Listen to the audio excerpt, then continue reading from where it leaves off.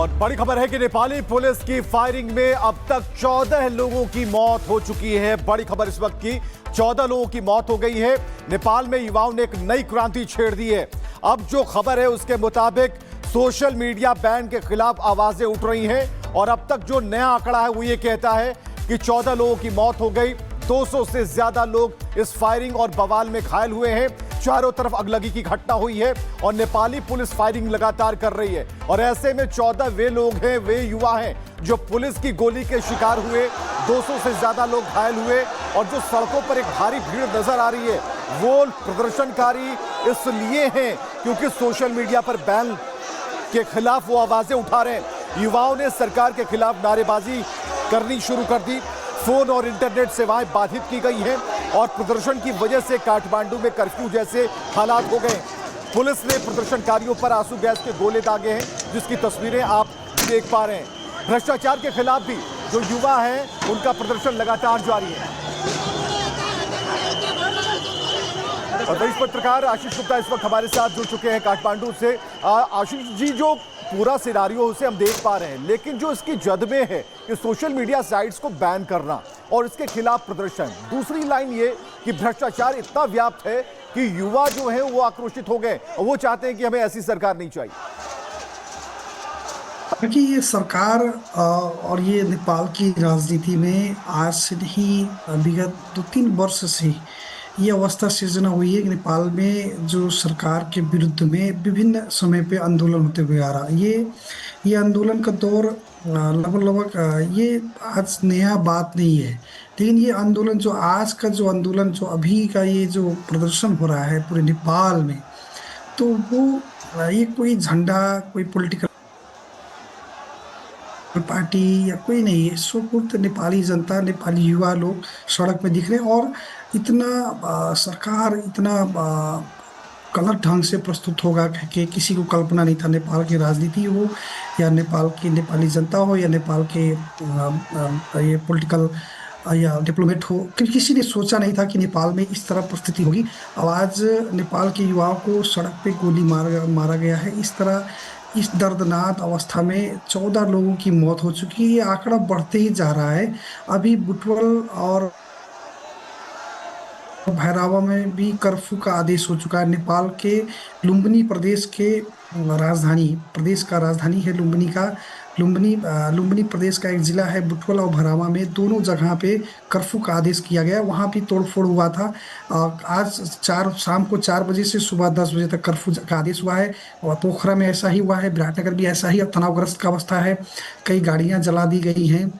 और काठमांडू में तो क्या कहते हैं, आपका प्रतिनिधि सभा जो है संसद भवन के आगे आगजनी हुआ है, तोड़फोड़ हुआ है। काफ़ी लोगों के मृत्यु हो चुकी है। 14 लोगों का आंकड़ा आ रहा है। ये आंकड़ा बढ़ते ही जा रहा है। ये अवस्था में सरकार को अपने आप को सोचना चाहिए कि सरकार का दायित्व लोकतंत्र में सभी का मूल्य मान्यता, सभी का आवाज़, यही पार्टियां थी जो सरकार में राजतंत्र के खिलाफ आई थी। और लोकतंत्र में बोलने का अधिकार दिया जाए। जो राजा के पद विरुद्ध में जनयुद्ध हुआ, मधेश आंदोलन हुआ, लगायत का आंदोलन हुआ नेपाल में। और अभी देखा जाए जो राजा काल में इन्होंने जिस आंदोलन, जिस मूवमेंट को कहा था, बिल्कुल जो खबरें हैं वो बिल्कुल ये बता रही हैं। ये जो डर है साफ तौर पर यहाँ पर दिखता है। और कई तस्वीरें हमारे दाएं और बाएं आप स्क्रीन पर इस वक्त देख पा रहे हैं, जहाँ काठमांडू की सड़क पर युवा हैं। सोशल मीडिया बैन को लेकर विरोध जारी है। प्रदर्शनकारियों पर जो हवाई फायरिंग है उसकी तस्वीरें, आंसू गैस के जो गोले छोड़े जा रहे हैं वो तस्वीरें, युवाओं के साथ हाथ में जो कमान है वो चाहते हैं उन्हें, जिन्हें प्रदर्शनकारी की संज्ञा दी जा रही है।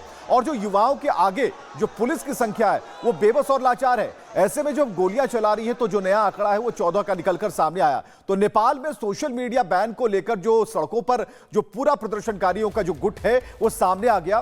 संसद परिसर में घुसकर जमकर तोड़फोड़ की, हालात यहां तक बिगड़ गए कि काठमांडू में प्रदर्शन करने वालों को गोली मारने के आदेश दिए गए।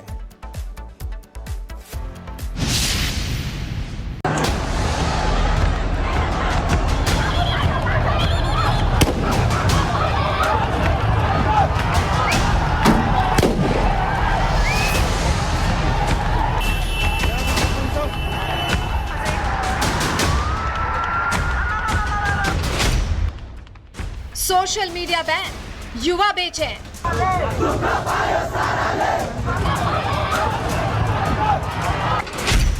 जेन जी वर्सेस सरकार, सड़कों पर टकराव।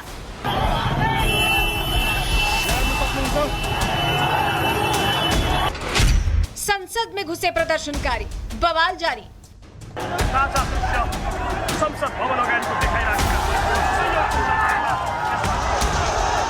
ये तस्वीर नेपाल की राजधानी काठमांडू की, जहां युवा प्रदर्शनकारियों ने सरकार के खिलाफ मोर्चा खोल दिया है।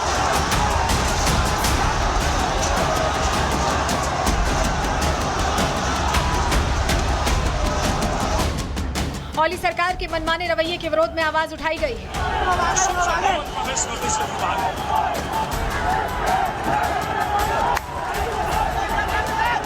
दुनिया में पहली बार जेन जी सड़कों पर उतरे हैं और वजह है सोशल मीडिया पर बैन लगा।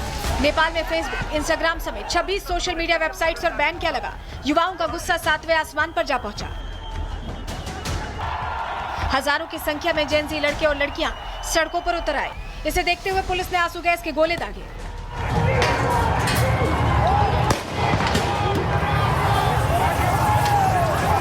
गेट नंबर 2 से युवा और भीतर घुस के प्रदर्शन कर रहे हैं। हम आपको जानकारी देना चाहते हैं, ये अब तक का नेपाल के सबसे बड़ा आंदोलन है। मधेश आंदोलन हुआ था, गणतंत्र के लिए आंदोलन हुआ था। अब तक संसद भवन के पास और संसद भवन भीतर कोई नहीं प्रवेश कर रहा था। आज युवा संसद भवन में प्रवेश कर चुका है। नेपाल में जेन जी का विरोध उग्र हो चुका है। प्रदर्शनकारियों ने पहले संसद भवन का गेट तोड़ा, फिर दूसरे गेट को तोड़कर अंदर घुस गए। इतना ही नहीं, प्रदर्शनकारियों ने संसद के गेट नंबर 2 पर आग लगा दी। संचार मंत्री जिन्होंने ये सोशल मीडिया को निष्क्रिय करवाया है, बैन लगाया है, उनकी सुरक्षा बढ़ा दी गई है।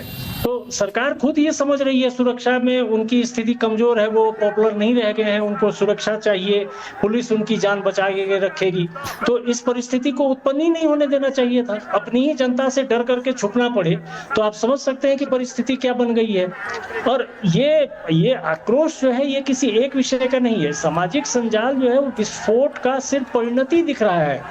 इसकी सारी परिस्थितियों का तैयारी जो है वो बहुत लंबे समय से चल रहा है। सरकार अस्थिर है। जो ओली साहब की जो वहां छवि है जनता की नजर में, वो आम लोगों से बात करिए तो होते हैं ये किसी सरकार को चलने नहीं देते हैं, कहीं ना कहीं मोल भाव करके बन जाते हैं। बेरोजगारी है, सरकार भी बदल सकती है, लेकिन अब 3-3 बार देउबा साहब प्रधानमंत्री रहे, उनसे भी समाधान नहीं हुआ, वो भी सरकार चली गई है। प्रचंड प्रधानमंत्री रहे, वो भी सरकार नहीं चली है।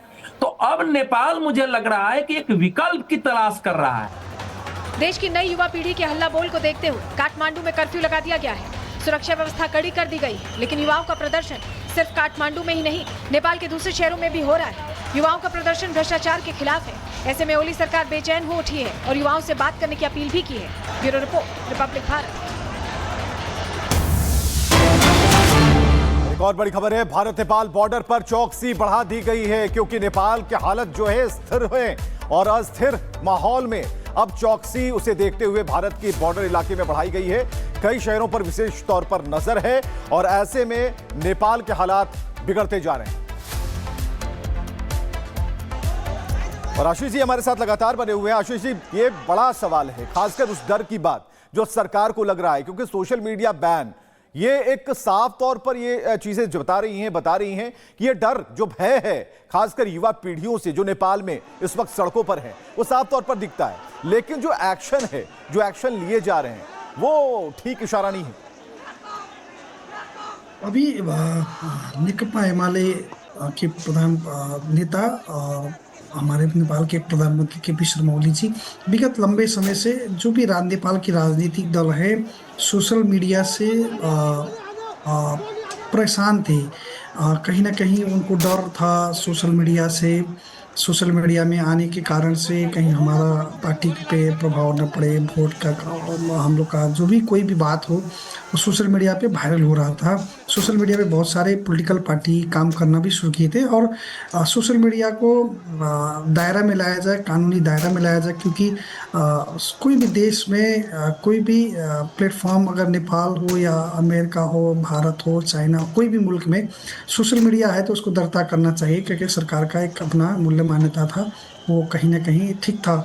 लेकिन इस तरह जिस तरह एकाएक सरकार ने ये निर्णय लिया और एकाएक ये प्रदर्शन हुआ, प्रदर्शन में जिस सरकार अथवा सुरक्षा निकाय से जिस तरह से दमन हुआ है या लोगों के ऊपर गोली चलाया गया है, वो मौत हुआ है। इस कारण से कहीं ना कहीं सरकार को समस्या में सरकार फंस सकती है और इसीलिए आज प्रधानमंत्री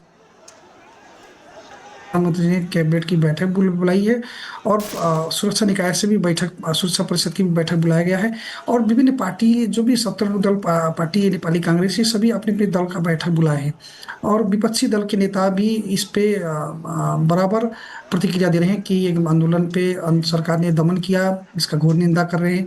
इस ढंग से जो भी परिस्थितियां जो सृजना हो रही है नेपाल में, ये कहीं ना कहीं जनता के प्रति लोकतंत्र का घाटी निमोचने का काम हो रहा है, खास करके मुंह बंद करने का काम हो रहा है। ये गलत है, लोकतंत्र में ऐसा नहीं होना चाहिए। लेकिन ठीक है, आपने कहा कि कैबिनेट की यहाँ पर के लोगों का मांग है, विपक्ष और विपक्ष इसी दोनों मांग इस को मसले को लेकर लेकर सोच रहे हैं। हमारा ये कहना है, एक सवाल है कि जो प्लेटफॉर्म तैयार किया गया, सरकार अब उस प्लेटफॉर्म पर बैठ रही है, राय शुमारी होगी, तो हमें ये बताइए कि किस राय पर ये लोग पहुंच सकते हैं। क्या ये जो बैन की बात चल रही है, ये बैन अचानक से हटा दिया जाएगा या फिर इसमें से कुछ ऐसे होंगे जिन्हें चिन्हित किया जाएगा, जिन्हें मार्क करके सामने रखा जाएगा कि आप इनका यूज कर सकते हैं, या फिर कोई वैकल्पिक व्यवस्था है जिसके जरिए युवा जो है वो खबरों को ले पाए? क्योंकि बिल्कुल ये खबर है, सरकार की अगर कारगुजारियां गलत है तो वो सामने आना चाहिए, पब्लिक प्लेटफॉर्म पर आना चाहिए, लेकिन अगर सोशल मीडिया पर नहीं आएगा तो ये चीजें, तो बिल्कुल आपने सही कहा कि यहां पर तो मुंह पर ताला लगाने जैसी चीज है। तो हमें ये बताइए कि जो बैठक हो रही है या होने वाली है, उसका क्या रिजल्ट सामने आप देख पा रहे हैं? हालांकि हमको लगता है इस बैठक में सत्तारूढ़ दल नेपाली कांग्रेस का भी कहीं ना कहीं इस आंदोलन पे समर्थन है और ये युवाओं का जो भी आंदोलन था, इस पे सभी दलों का, नेकपा एमाले जो प्रधानमंत्री का जो दल है, केपी शर्मा ओली का, जिसके अध्यक्ष हैं वो केपी शर्मा ओली जी, वो उस पार्टी का अलावा जितनी भी पार्टियां हैं सभी ने इस आंदोलन को समर्थन कर चुके हैं और सत्तारूढ़ दल का भी प्रस्ताव है कि ये आंदोलन को दबाया नहीं जाए, क्योंकि उनके पार्टी में उनके वरिष्ठ नेतागण, युवा नेता, सबका अपना अपना स्टेटस भी आ रहा है। लेकिन सामाजिक संजाल अभी के तौर पे नेपाल में पूरा ढंग से खुल भी नहीं रहा, बंद हो चुका है लगभग। तो इसलिए अब सरकार इस पे अगर फिरता ले, उसके लिए ये थोड़ा लेट हो गया। हमको लग रहा है सरकार को थोड़ा ऐसा नहीं करना चाहिए था, क्योंकि आज 14 लोगों की मौत हो गई। इसका जिम्मेवारी कौन लेगा?